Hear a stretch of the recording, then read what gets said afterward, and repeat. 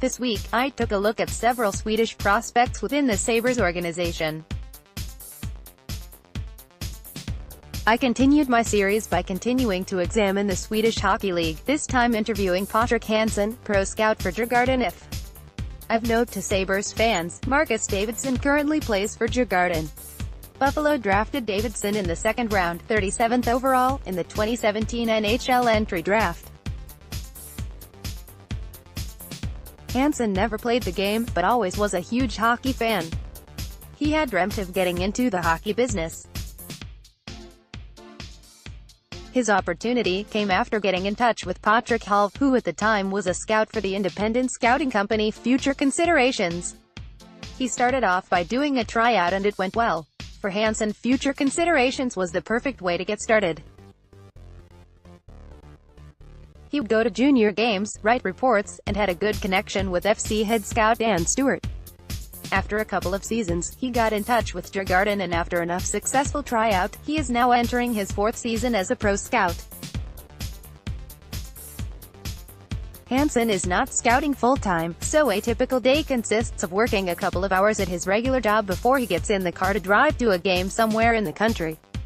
As a pro scout, his focus is mainly on the SHL and Hockey Allsvenskan, SHL2, but thanks to the internet he is able to do some video scouting from other leagues such as Liga and BL.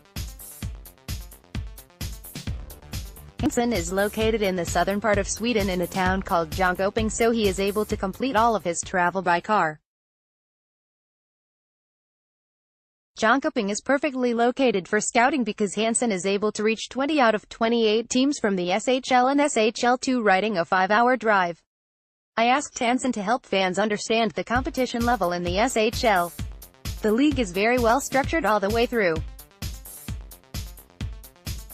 There are well-educated pro players on a level just below the NHL level, and a lot of the players probably would have been good to grade all players. So what exactly is the developmental process like in the SHL for players up until they are drafted? There are basically 3 steps. First is that players need to get approved to a club's hockey college. The player sends in their application when they are 15 and the program is 3 years. If you get approved, you'll be joining the club's J18 program for players up to 18 years of age. The next step is the J20 program, and this is where most of the Swedish players get drafted from. If the player is a top prospect, he will probably not have to stay in juniors for that long and instead will be playing at the pro level in the SHL. In terms of scouting, there are specific things Hansen looks for. Besides the basic things such as skating, shooting, smartness, and skills, he values the player's ability to transition the puck from their own end and into the offensive zone. He also tries to look up the player and takes reference from other players and coaches. With the influx of players being drafted from the SHL compared to some of the American programs, I asked Hansen to explain why the NHL is so focused on their programs. First of all, we have good and well-educated players. In general, I think Swedes are easy to work with, have great character and are team-oriented. Last season, Davidsson played 39 games for Djurgården, finishing with 9 goals and 12 assists. Many believe the Sabres got a steal by drafting him, so it was only fitting that I had the opportunity to ask the scout for the scouting report on him. The first thing you notice about Marcus is his skating. He can skate fast and he can skate a lot to cover up areas on the ice.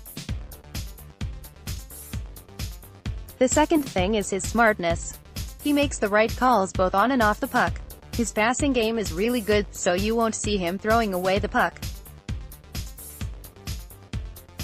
His only weakness, in my opinion, is that he needs to shoot the puck more often than he does. He's a playmaker, so he's often looking to make a play, but I feel if he could start shooting more he would add another weapon to his arsenal. Our thanks to Patrik for taking the time to speak with us.